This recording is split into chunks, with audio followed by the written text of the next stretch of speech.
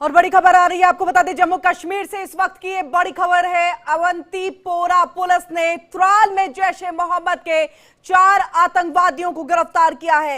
इन सभी के पास से आपत्तिजनक सामग्री बरामद हुई है। अवंतीपोरा पुलिस ने सुरक्षा बलों के साथ मिलकर के त्राल में प्रतिबंधित आतंकी संगठन जैश ए मोहम्मद के 4 आतंकवादी सहयोगियों को गिरफ्तार किया है। पकड़े गए लोगों में मुदस्सिर अहमद नाइक, उमर नजीर शेख, इनायत फिरदौस राथर, सलमान नजीर लोन शामिल हैं। इनके कब्जे से प्रतिबंधित आतंकी संगठन जैश ए मोहम्मद के आपत्तिजनक सामग्री बरामद की गई। इन सभी पर जैश ए मोहम्मद के सक्रिय आतंकवादियों को रसद, हथियार और गोला बारूद पहुंचाने का आरोप है। और ज्यादा जानकारी के लिए हम सीधे रुख करेंगे अपने संवाददाता रमन का। रमन, क्या कुछ जानकारी है? बिल्कुल, देखिए, साल के पहले दिन ही एक बड़ी कार्रवाई जो है वो सुरक्षा बलों की तरफ से हुई है और जम्मू कश्मीर पुलिस ने अवंतीपुरा डिस्ट्रिक्ट के त्राल इलाके में जैश ए मोहम्मद के 4 OGW यानी कि 4 आतंकी सहायकों को गिरफ्तार किया है।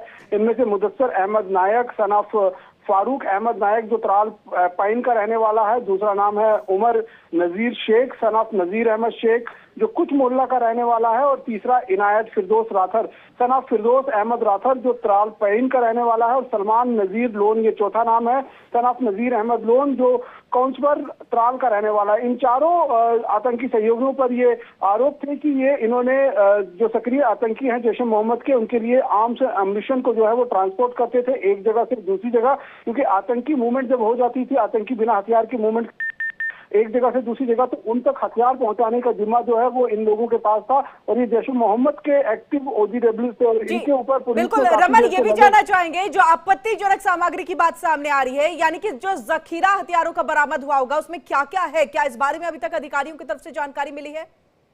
देखिए, अभी तक जो जम्मू कश्मीर पुलिस की तरफ से बताया गया है कि इनडिस्क्रिमिनेट मटेरियल, इसमें कुछ इनके पास से हार्ड ड्राइव बरामद हुए हैं, कुछ मोबाइल फोन्स बरामद हुए हैं जिसमें पाकिस्तान के नंबर थे और कुछ आतंकी संगठनों के नंबर थे उस फोन के अंदर, तो वो उसको बरामद किया गया है। जैश ए मोहम्मद के कुछ लेटर पैड्स जो हैं वो इनके पास से बरामद किए गए हैं। साथ ही साथ में कुछ पोस्टर्स जैश ए मोहम्मद के जो है जिनको वो जम्मू कश्मीर के अंदर युवाओं को वर्गलाने के लिए इस्तेमाल करते हैं ताकि उनको आतंकी बनाकर आतंक की ब्रिगेड में जो है वो दाखिल किया जा सके, उनको शामिल किया जा सके। तो इस तरीके के अभी जो है वो इनडिस्क्रिमिनेटेड मटेरियल जो है वो इस्तेमाल हुए हैं। अब इनके पास से हथियार क्या क्या हुए हैं उसकी अभी जानकारी जम्मू कश्मीर पुलिस ने नहीं दी है, लेकिन निश्चित रूप में पुलिस अब इनसे लगातार इस बात को लेकर पूछताछ कर रही है कि जो हथियार इन्होंने ट्रांसपोर्ट किए हैं, इनको ये हथियार किससे मिले थे और किस आतंकी को जो है इन्होंने हथियार ये ट्रांसपोर्ट किए थे। तो लगातार पूछताछ जो है वो लगातार इनके साथ जारी है और ये बड़ी कार्रवाई जो है वो साल के पहले दिन ही देखी गई है, क्योंकि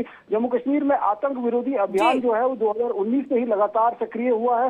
पहले हमने देखा कि ऑल आउट फेज 1 और अब ये ऑल आउट फेज 2 जो है वो एक्टिव हुआ है और लगातार जिस तरीके से आतंक बिल्कुल देखिए, नए साल के जश्न में किस तरह से विघ्न डालने के लिए आतंकी यहाँ पर आतंक फैलाने के मंसूबे से उतरे, लेकिन बड़ी कामयाबी यहाँ पर हासिल हुई है। रमन, बहुत बहुत शुक्रिया तमाम जानकारी हम तक यहाँ पर पहुंचाने के लिए।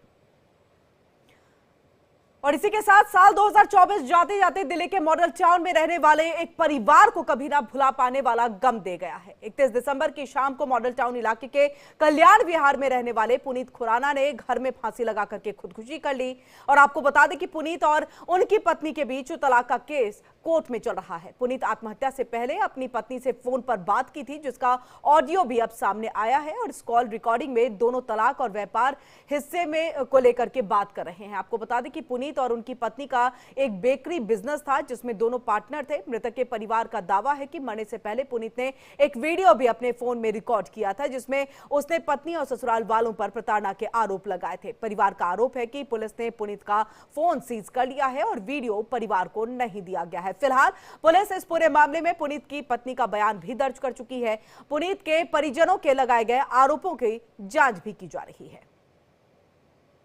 और वो लड़की मुकर गई है कि मैं सेकंड मोशन तब तक साइन नहीं करूंगी जब तक मेरी शर्तें नहीं मानी जाएंगी। उसने 5 शर्तें लिख के भेजी हैं, व्हाट्सएप करी है हमें सबूत के तौर पे, जो लिखी हुई है कि ये हर महीने मुझे 70,000 रुपए देगा, जबकि ये फर्स्ट मोशन में उसने कहीं पे भी नहीं लिखा है। जो चीजें पहले डिसाइड हो चुकी हैं वो अपनी बातों से मुकर रहे थे, ठीक है ना।